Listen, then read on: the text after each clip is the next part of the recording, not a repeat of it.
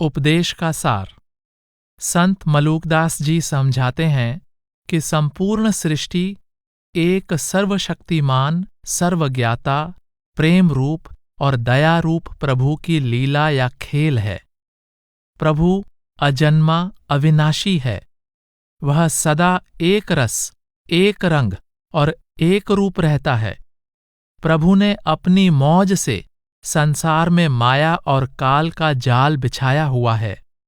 माया अमर अविनाशी प्रभु पर पर्दा डालकर नाशवान मायामय जगत के सत्य होने का भ्रम पैदा कर देती है। यह जीवात्मा के अंदर क्षणभंगुर नाशवान शक्लों और पदार्थों का मोह पैदा कर देती है।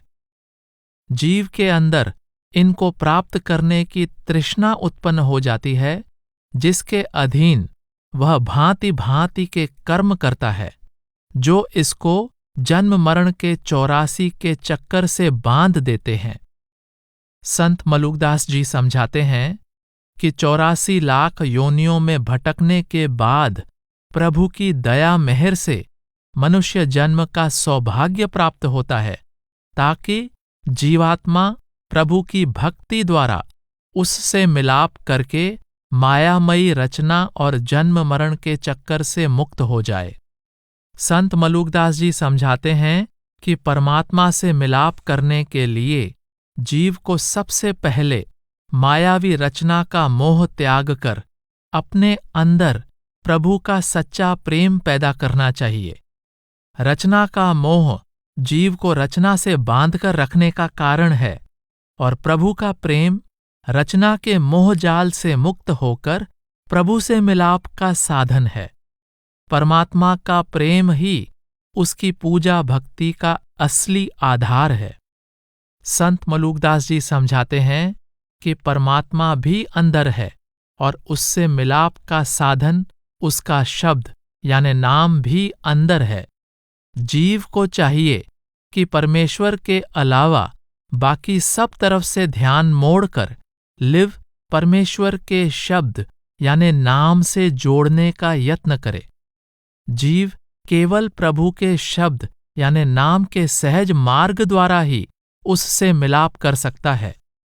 प्रभु के शब्द यानी नाम की आराधना ही प्रभु के प्रति प्रेम प्रकट करने का असली साधन है। इस साधन के बिना पूजा भक्ति के दूसरे सब साधन निरर्थक हैं। निर्बल अज्ञानी जीव अपने आप न तो परमात्मा से प्रेम कर सकता है और न ही उसके नाम से लिव जोड़ सकता है।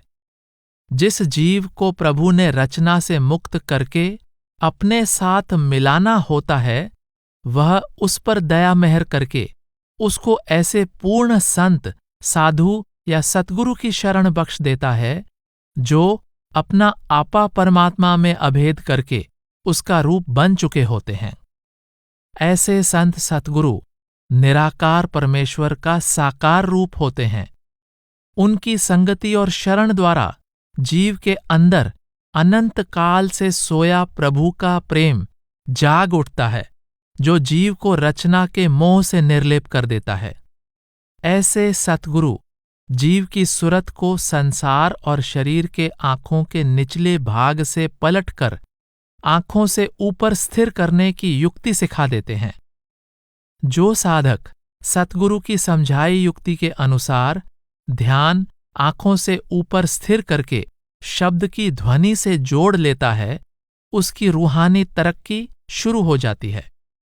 शब्द की डोर के सहारे उसकी सुरत दूसरे रूहानी मंडल को पार करके मन माया के प्रभाव से मुक्त हो जाती है।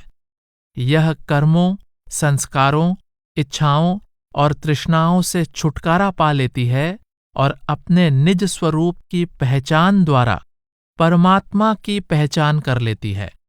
अनंत काल से परमात्मा से बिछुड़ी आत्मा उसमें समाकर उसका रूप हो जाती है। इसको जन्म मरण के चक्कर से छुटकारा मिल जाता है और यह अमर जीवन की अधिकारी बन जाती है। इस तरह प्रभु की दया, सतगुरु की शरण और नाम की कमाई द्वारा उसका मनुष्य जन्म का मूल उद्देश्य पूर्ण हो जाता है। राधा स्वामी सत्संग ब्यास की पुस्तक संत मलूकदास का समापन। ऑडियो कॉपीराइट 2023, सर्वाधिकार सुरक्षित। राधा स्वामी सत्संग ब्यास।